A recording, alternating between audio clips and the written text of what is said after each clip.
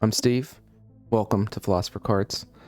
We interrupt your regularly scheduled broadcast for this evening to bring a market update and further details as to why, I've made the decision to step back from some alpha breaks in the coming months. So, some of you may have seen me post on my Discord this week a rather lengthy message with concerns of the overall health of the sorcery market, and I want to detail and lay all that out for you today. What I've seen, what I'm feeling, what I'm not feeling, a lot of things I'm not feeling, and where I think things can go and why I'm taking a step back. So, I think we'll start. This is going to be a really long video, folks. Probably, maybe might even be an hour. Might even be the same length of time as your normally scheduled broadcast. I even got the hat off today, guys, because I was like, this is an important subject. Yes, I have hair. I'm not bald. This is real. It is real hair. The hat is just, I like hats, guys. I like hats. So let's talk first about what I said on the Discord, and we'll work our way backwards. Work our way back to understand why did I say that. So I have significant concerns of the market being flooded with alpha product, both singles and cases and sealed boxes, everything. And I have concerns with folks that are leaving sorcery, leaving the market, and the pool, or the, we'll call potential opportunity of folks to buy those items, is shrinking. In many cases, some of the folks that would normally buy those items are finishing their collections, finishing their sets, and they're also like, hey, I'm good with sorcery right now. Things are looking a little weird, so we're just going to kind of hold off. You have a lot of folks that are like, hey, Steve, I'll sell you any alpha 30% off TCG player, right? Some folks are like, here, come take my case, whatever you want, just come take my case. I don't want it. I'm getting hit up 10 times a week to buy alpha. All kinds of times a week to buy beta singles and Arthurian Legends singles. And honestly, guys, I'm picking up alpha unique foils sub $100. Now, remember, when we open a box of alpha, we're going after that big hit of like a $400 alpha unique. We're going after a $300 non-foil stone, the courtesans, the death dealers. But when you start to come and say, wait a minute, those big hits aren't worth anything anymore. Now, me, as the seller, has to take a step back and say, what am I really offering to folks, right? We're offering the fun, the experience of the break, but also we're offering a good opportunity to try to say, hey, let's buy an alpha pack, or let's buy a couple alpha packs, and there's a good chance you're going to get your value out of that pack, as if you were to go to the market to buy that single. Well, now it's the opposite. I firmly believe if you want to pick up singles and finish your alpha collection, singles are way more cheaper and the right thing to do right now versus, we'll call it the gamble of the packs, right? You know, all of our degeneracies over here. Now, the question is why is this happening right now with alpha? What are all the factors that's coming into play? What are we seeing? What are we not seeing? And one thing I'd like to start to talk about is different types of collectors and investors. If we look at the stock market, and everybody's like, this is trading cards, this is a ruler of Thule, this isn't stocks, this is a Grim Reaper.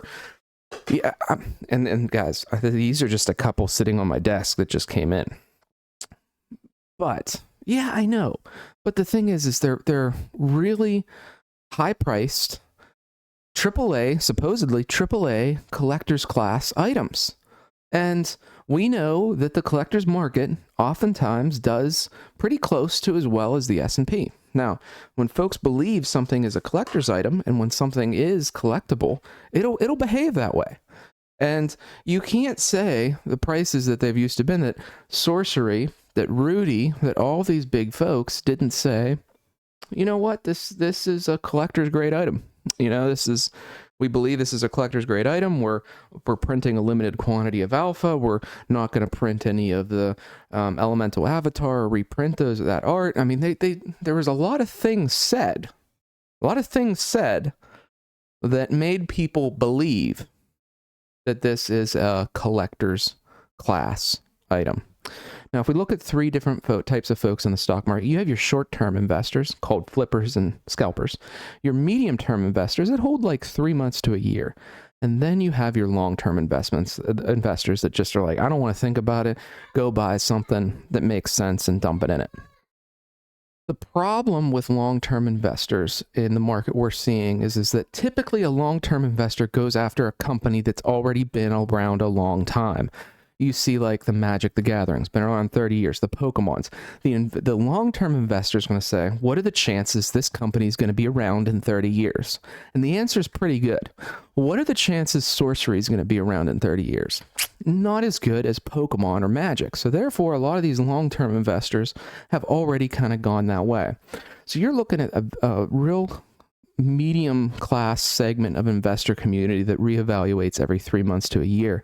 And they're looking at things right now, and they're seeing no dust rewards, no limitations on the prints of the dust rewards, no confirmation on the Dragon set, no confirmation on the Gothic set, no posters that we were supposed to get from the ones that were stolen, binders that are token-sized binders. You have this lull of time period of literally prices crashing to the floor in Arthurian Legends because distributors are dumping it at 75, and somehow very large game stores are able to get around MAP and sell it at $79.99, which I can tell you is way less than the normal distribution price of the mid-80s.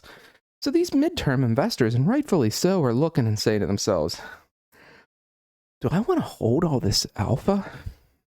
Is this really an investment grade item, a collector's grade item? Is this company ran by game piecers? And you start to ask those questions and you're like, Fab Dynasty just almost doubled in the past month. Rosetta's gonna double in a month. Pokemon, the Journey set's not even out yet. It's going to 250. Magic. Look at Final Fantasy. What's happened with Final Fantasy?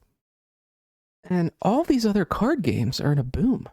And what people are doing is they're doing the natural thing. When you have an investment or collectible grade item that is doing nothing, you eliminate it and move to something that's doing something. So the issue of what we're seeing is the medium term folks are saying, I'm out. And those folks that are leaving are probably never going to come back. No matter how good Gothic is, no matter how on time the delivery for Gothic is, even if it's not in January, those folks are never coming back, or at least not to the levels that they were at. Now, if we talk about Gothic and we talk about the time period between now and then, do we even know the Dragon set's going to happen? Do we know that the Dragon set's not going to be October and that Gothic's not going to be January? No, we have no idea. And you know why? Eric's Curioso wants to be a small organization, a small company when it's suitable to them. And they want to be a big company when it's suitable to them. They don't want to communicate this way. They don't want to do this or that. They're a big company now. They're a big company now. And that's great. But all the times when we need them to be a big company, like hitting the marks on things, it ain't happening.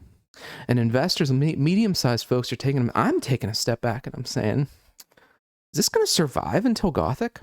And the game piecers, I don't want to say game piecers. It's mostly the folks that are playing and don't have any collections whatsoever. The folks that may not even have a tangible card in their hands of Sorcery. And they play a lot of tabletop, which is excellent. I'm doing a league on my server for tabletop, which is amazing. I want to get collectors playing more, and we're doing that, and it's fun. But at the same time, I want to see players collect more, so you can kind of know how some of these collectors are feeling. But when we start to see Gothic, am I going to go big in Gothic? Is anyone going to go big in Gothic like we tried to do in Arthurian, like we tried to do in Beta, and just get slapped over and over and over? Maybe one or two people that have enough money and have 4 different Discord names, but the majority of the folks out there are going to say, you know what, let's wait until something goes 50% off sale. Why not? What's the rush? And I can tell you guys, I've really figured out what's going on with MAP, what's going on with why that occurs. I think what's happened was Sorcery and Eric's Curiosa printed one wave of Arthurian Legends, and they said, you know what? We wasted all that money going back for wave 2 of beta, wave 3 of beta. Let's just print it to oblivion. Print it to oblivion. We'll get a 3PL, third-party logistics company that will hold boxes for us in their warehouse, and we'll slow drip it to distribution. We'll slow drip it. That way no one will know that we printed this thing to oblivion, and we'll just slow drip it so that when distribution runs out, we'll slow drip them some more. So the concept of map is, well, we have a ton of product. We don't want the market to know how much product we have, so let's put a map on it. And what the map will cause is people will only buy it when they go to draft or play sealed, because it won't make any sense for any flippers, any folks that are trying to crack and sell singles, any folks. It won't make sense if map exists. So let's do that. Let's get map 116, okay? And we'll hoard all the product. And the product will have Arthurian Legends. It'll last for 3 years. We have enough stock. It'll last for 3 years. We never have to reprint the thing because nobody's going to buy it unless you're doing draft and sealed, which will allow enough games to carry through until the Gothic set comes out. What they didn't realize is the fact that no one wants to sit on that stuff for that long. Okay? If you're on LGS and you're sitting on product for 116 and it ain't turning, if you're a distribution group and you're sitting on pallets of this stuff and it ain't moving, you're a large online store and you're sitting on a pallet that's not moving, nobody wants that. So they're just going to start not following map. And then what happens is when the price isn't low enough and it's still not low enough and distribution says, well, we're going to run a sale to the big guys. The big guys are not happy. They got to move some stuff. We got to move some stuff. Let's run a sale to them. And those sales, let me show you guys something here. Those sales of Game Nerds for $79.97. This is advertised. This violates the map. Advertised. It's not. It's fully blown on the website, not after you apply it to your cart. What's the repercussion? What's going to happen to them? Right? What's going to happen to the folks that are doing this? Is Game Nerds going to still get the majority of the first wave of Gothic when it comes out? Probably. What does LSS do for Flesh and Blood when someone violates map? You know, I've heard some stories. And it's ugly. It's ugly. So I am very concerned by this. This was one of the more catalyst factors for me that's just like, there's a ton of this. There's a ton of beta. There's a ton of this. And now all these alpha things are hitting the market. And I personally can't and won't buy all the things that are coming into me. I just can't. I get hit up daily, guys, daily, to buy collections of all kinds of stuff, mostly alpha, but all kinds of stuff. And I can't do it. I left that on for too long. You guys can't see my facial reactions because my facial reactions are really out there today. So with this, you can see it's below mid 80s, which everybody knows is the distro price, right? Mid 80s is distro. Everyone knows, it's public knowledge. How are they selling it? How is distro able to sell it for less? And when they do this, there's no draft players buying from Game Nerds. There's no one. You know what? Let me go out and place an order for my draft. Any game players out there, I'd love to hear if I'm wrong. I'd love to hear you say, oh, no. We bought a case specifically for draft for the next 2 years. And I'll say, I stand corrected. It's just not happening, period. So I have significant concerns of Arthurian Legends. I have significant concerns of print run. This tells me the print runs of Arthurian Legends could be massive. I have significant concerns of we have no information on dates of when releases are going to happen for the Dragon set, which keeps getting pushed, the Gothic set, the Dust Rewards. We don't even know when things are going to be pulled off the Dust Reward. When are the old Dust Rewards going to go away? Why is there no exclusivity to some of these Dust Rewards promos? I've had folks hit me up, folks that I've brought into Sorcery from all over the world, and said, you know what, Steve, I'm out. I went in, got these dust rewards because I was under the impression that they were going to be exclusive. This is absolutely ridiculous. I'm watching them still be out there and folks still order time after time after time. And what do I say to that? They're right. They're right. Why do we not have an in-print, agreement where it's like a verbal, agreement between the players, collectors, investors, and Eric's Curiosa, where something can be in print for a year, or something can be in print for 2 years, or when it goes out of print and we feel that we're ready to put it out of print, we'll say we won't print this again. It's over. Why are we not getting that? Well, I'm not asking for print numbers of Dust Reward promos. I'm only asking for you to say, hey, this is how long we're going to have these promos out here for. So you better get them before supplies last. I don't understand why we're not seeing any of these critical pieces of information, and it feels like every single timeline is missed. It feels like there's a tremendous amount of hubris going on, to be honest. And I don't understand why a company that wants to grow slow and organically needs to go wide and print so much product and lose and churn out all of your OGs. I was watching videos last night just seeing all the names of all the people that are no longer in Sorcery. And yeah, sure, new people are coming in. It's great, and the game is amazing. I personally love it very much, which is why I can't step away. I love the game. I love the cards. I love the art. I have a massive collection, but at the same time, I'm trying to sell a full beta set, foil set. How much you guys think that's worth? Put down in the comments. How much is a full beta foil set worth? Put down in the comments now. How much was that worth 1 year ago today? I'll give you a moment, and then I'm going to tell you the answers. Give you a moment. Go ahead, type that in. What was it worth a year ago today for a full beta foil set? What's it worth today? And then we're going to get into why do we care? Because we're going to hear all kinds of folks saying, well, it's not about how much it's worth. Well, it is. There's a lot of time. There's a lot of money put in, but we'll get into all that. We'll get into that. We'll get into it. Get into it. A year ago, it was worth around 15,000. Okay. Today it's worth about 6,500 in TCG low. If you went out and bought all, 400 or so cards from TCG Player, you're looking at roughly 6,500. I've got one listed on the marketplace for 5,100. And there's not been a single person that's pinged me about it.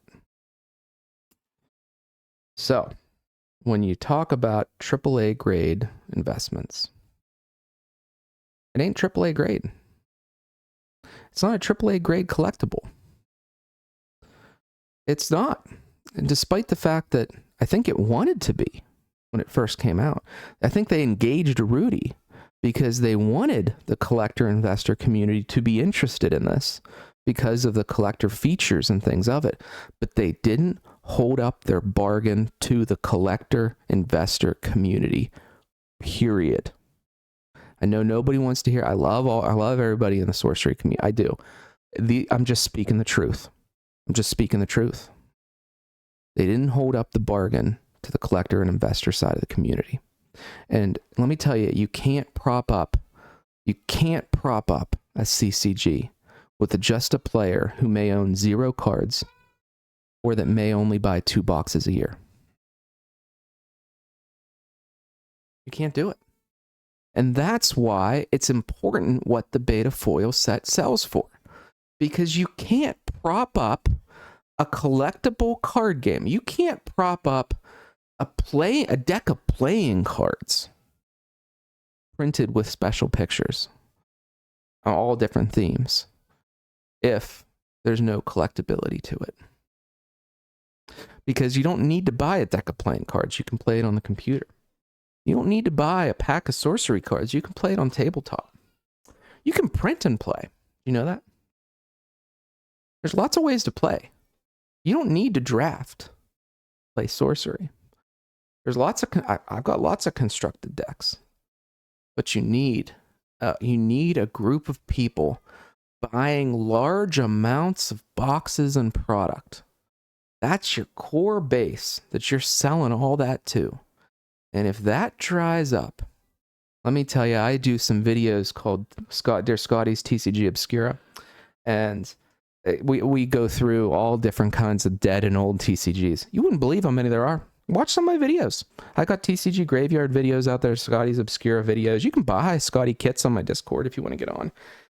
Go out and join. Go check out those videos. I put out about one every 2 weeks of dead and historic TCGs, and we open them, we crack them, I collect some of them. With folks on the Discord collect some of them. It's a lot of fun. It's great. It's tons of fun. Hyborian, it's a blast.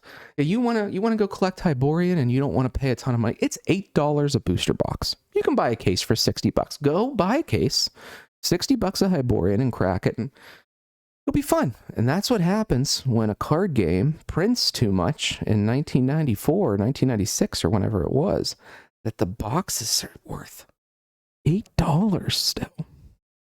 That's how much is out there. They never made it to a second series. It was only Hyborian was supposed to be a length. Only made one set. Art's amazing though. The art in it is fantastic. Some of the art is used in the Sorcery Dust Rewards promos and such, the Rudy Amazon Warriors promos of Boris, and it's awesome. I highly recommend it. But I'm trying to make my point here that the investor class, the folks that are buying stock from Eric's Curiosa, are not the players. Okay. It's now, granted, it's still very important to play. There's a heavy component and heavy aspect to valuing cards, especially based on their playability. Huge. It's great to have a great player base. Don't get me wrong. But all I'm saying here in this video is Eric's Curiosa hasn't held up their end of the bargain that they got folks to sign up for Sorcery for in the first place. That's what I'm saying here. And that's why you're seeing a mass exodus. You're seeing a mass exodus. You're seeing people go into other games that are performing well. You're seeing people deleverage themselves. You're seeing folks take a portion of their collection and say, do I really need this, or should I move this to something that's not going to go to zero? And it's going to be a bleak couple months, guys. I'm very, very worried. At the current trajectory we're on, with no information, nothing coming on releases, no confidence whatsoever that we're going to hit certain dates, I am very worried. And I personally can't sell to my community knowing this. I can't. I firmly believe I'm not going to pump something for the sake of pumping something or because I make a couple bucks. I'm not going to do it. And I firmly believe at this point, the smarter move is to go buy singles. Go buy singles from folks that are selling their collections. If you want to finish out your non-foil alpha set or foil alpha set or pick up the right singles you need, go do that. That's what you should do. And like I said, I just can't do it. I'm not here to pump something. So again, I don't see this today as a AAA grade collectability item. I see this as a C-class collectability item. And with that, I still plan on getting Gothic. I'm still staying heavily involved in Sorcery. I've got the leagues on my channel I'm super excited about. I'm prize support for all those. And actually, I'm very, very excited for the Savage Knucklers event and Raz Al Ghul's event, both of which, and credit to Raz, trying to bring in collectability into that interview. Raz is another one of the folks where, he plays, he collects, he does everything in the community. And bravo. I watched, I'm like 10 minutes in on that video, and, I could see the uncomfortable looks getting from when he starts going into talking about trading for that particular artwork and, talking about his collection and the pieces and the things that keeps him interested in Sorcery. Excellent. I mean, it was very, very awesome. So excited to see their events and the things they have going on. But here's what we need from Sorcery, guys. And I'm going to leave you with this. End of print announcements. Print run expectations. How long will something be in print, etc. Dust rewards exclusivity. Promo exclusivity. There's no reason why some of these promos we can't have exclusivity on and say, the Crown Sorcerer, we will never reprint. It's out of print. Perfect. Perfect. There's a win for the collector right there. The Crown Sorcerer, the art is the same as the box topper. The art's the same as the box topper. I'm going to say it one more time. The art's the same as the box topper. Just say it's out of print. Just say it's out of print. Relentless crowd. Just say you're never going to reprint the card or the text of the card again. Just say it. Just say it. Publish the things that you're not going to reprint. That's all it'll take. That's all it'll take. Let's see published, documented guidelines for when EC will step in to support an event. If you hit X% of pre-sale, if the event is X size, what does it take for EC to come in? Because they want to be big when they want to be big, and they want to be small when they want to be small. But what will it take for EC to come in and step in and support some of these events? Because the CC, the Courtesan Cup guys, was very important. And I don't know what happened, and I'm not insinuating anything, but all I'm saying is we got to protect these events.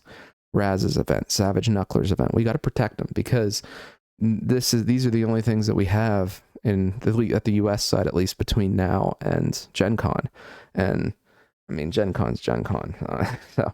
And then who knows again when Gothic's coming.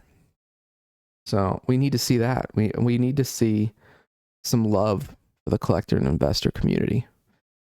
Whether it's a monthly communication of what the company's like, a letter, even just a letter, just saying like, here are our target dates for these things. That's it. What's the roadmap? What's the roadmap? What are the buckets, the roadmaps? And when's the dust coming? When are the new binders coming? When's the posters coming? When's the dragon set coming?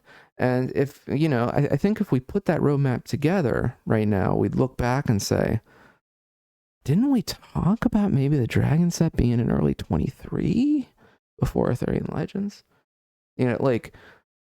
It just feels like it's droning on, and it's not sustainable. We need 2 sets per year player, period. No matter if you're a player, if you're a collector, or whatever you are, everyone agrees we need 2 sets a year. It won't survive without it. And currently on the roadmap it's on, if they came out and said, look, in the next 3 years, we're going to have 1 set a year. But after that, we're going to start doing 2 sets a year. Great. Excellent. I mean, that gives us the ability to plan. That gives us the ability to know, okay, that there's going to be some changes made. And it would be great to see some of those things. So I know I've droned on a lot, but these are the things I'm seeing. Again, high points. I'm seeing large collections hit the market. I'm seeing that midterm investor leave. I'm not seeing any long-term investors enter. I'm not seeing any changes or any real shifts of policy from Eric's Curiosa. I'm seeing Arthurian Legends is overprinted and it can be slow dripped, or it's going out to the distributors, and the distributors don't want to sit on it anymore, and they're lowering the prices of even the items that they have. I'm seeing the beta and the prices of beta collapsing, and the fact that you can't sell a full foil set. I'm seeing the prices of curios collapsing. I'm seeing all these collectible items that were sold and that were, insinuated to the collector investor community, whether it be through Rudy, whether it be through the Kickstarter, whether it be through earlier on in Sorcery's history, that this is a collectible grade item. And we're seeing folks questioning that. And that's the story. That's the story of the video. So again, I love Sorcery. I'm not going anywhere. I'm going to reevaluate in a couple months and determine if it makes sense to start some alpha breaks back open. In the meantime, we got lots of other stuff happening, lots of other content. I want to try to get some of the finals out on a YouTube channel. So working some angles on that from the Discord leagues that I have going on. We got 21 players in the league, so it's been awesome. I'm sure a lot of folks are going to hate this video. A lot of folks are going to disagree.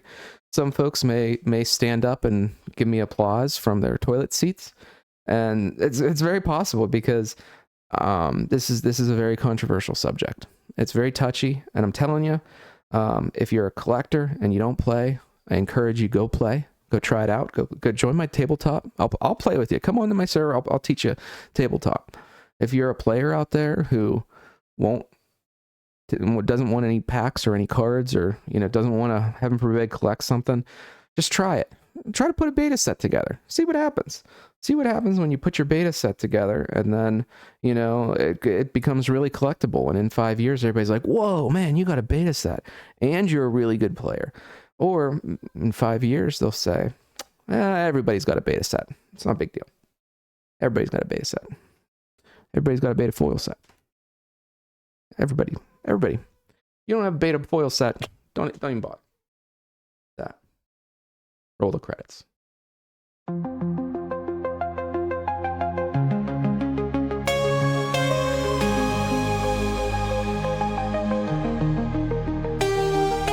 Digital age we're living in, treasures hidden in the packs we win, pictures on cardboard thin,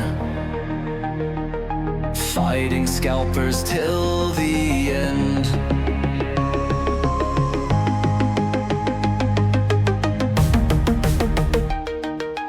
Holograms that shine so bright, sample packs just drop from sight. In the shuffle I can't win, every pack is cursed with sin. I'm trying to preserve history, in these cards contain my prophet destiny. I refuse to let them win, the time for scalpers now must end. I'm trying to preserve history, in these cards contain my prophet destiny. I refuse to let them win, the time for scalpers now must end. I'm trying to preserve history, in these cards contain my prophet destiny. I refuse to let them win, the time for scalpers